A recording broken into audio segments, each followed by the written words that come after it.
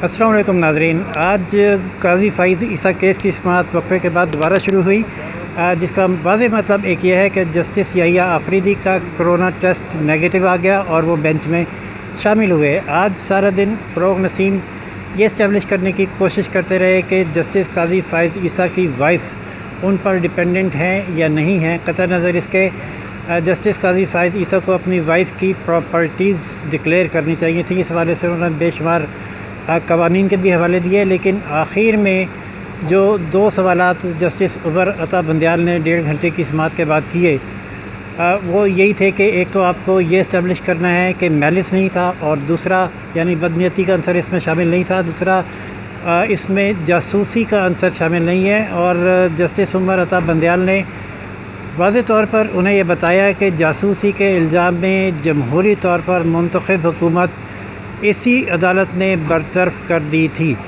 वो क्या थी, सर्वेलेंस पे कौन सी हुकूमत गई थी और क्या दलाइल थे, मुख्तसरन वज़ीर क़ानून के, साबिक़ वज़ीर क़ानून के, और जस्टिस उमर अता बंदियाल क्या कहना चाह रहे थे।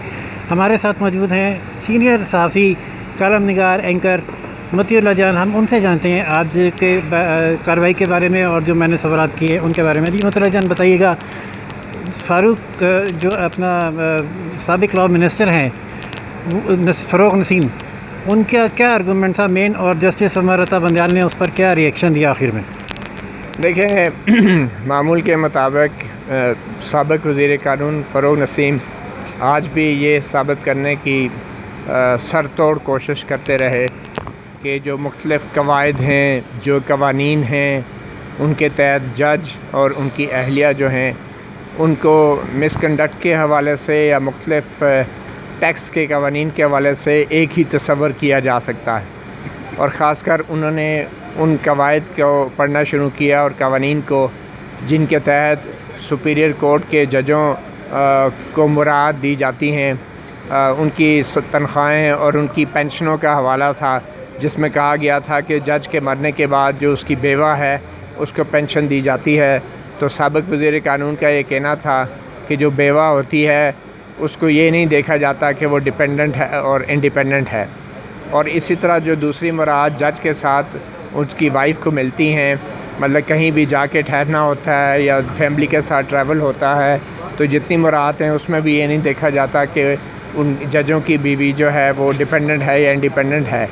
तो जो ये जो मामला है असासे छुपाने का, इसमें भी जस्टिस काजी फ़ाइज़ ईसा जो हैं वो ये दावा नहीं कर सकते कि उनकी अहलिया इंडिपेंडेंट हैं और इसलिए उनके असासे इन्होंने ज़ाहिर नहीं करने थे।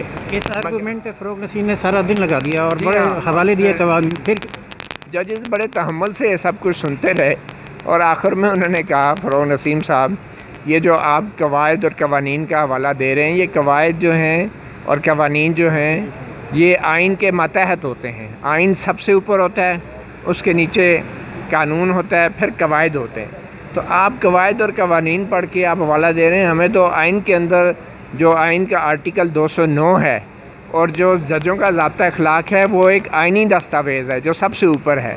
आप उस दस्तावेज़ की बात करें, 209 की बात करें और कानून की भी बात करते हैं, तो हर कानून की अपना उसमें वाज़ेह अल्फाज हैं।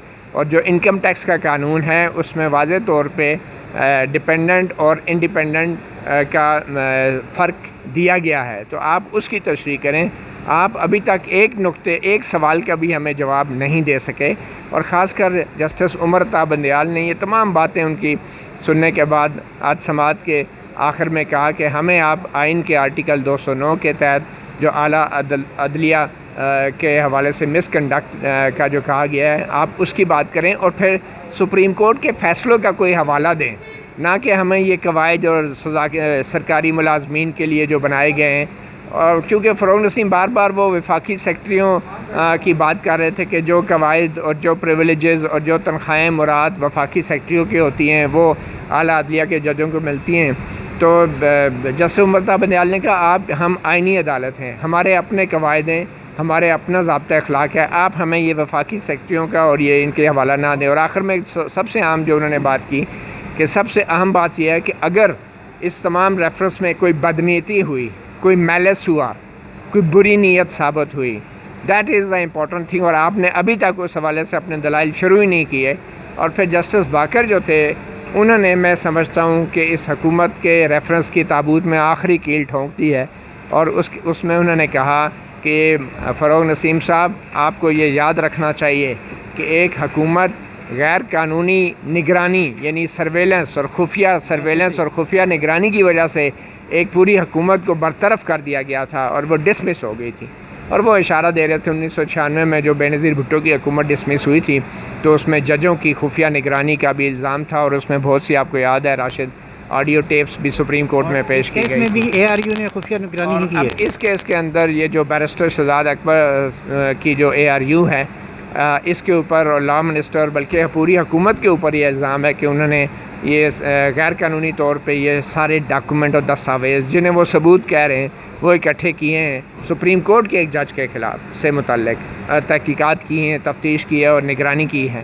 تو یہ یقینی طور پہ جسٹس باقر کا جو آخری ریمارکس تھے یہ بڑے عام ہیں. انہوں نے فروغ نسیم کو جاتے جاتے بتا دیا اور کل کے لیے اب وہ سماعت جو آپ کے مطابق ان کے ریفرنس کے تابوت میں آخری کیل ہے. بہت شکریہ.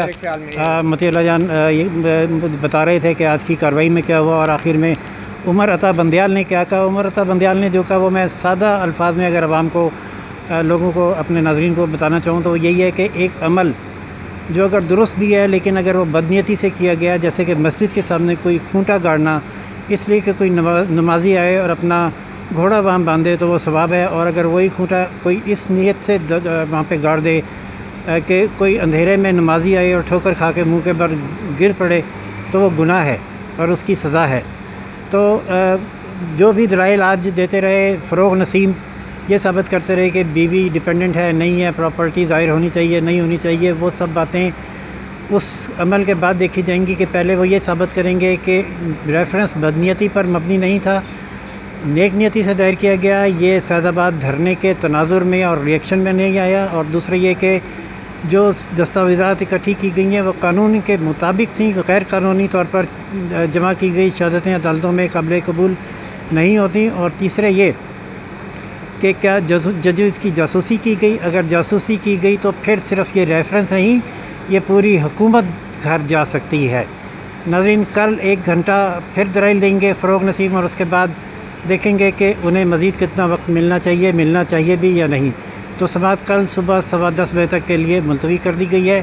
مزید اپڈیٹ کے لیے اور کل کی اپڈیٹ کے لیے چینل شیئر لائک کرنا نہ بھولیے اور بیل کا آئیکن دبانا نہ بھولیے, اس سے آپ کو کل کی اپڈیٹ فوری طور پر موصول ہوگی.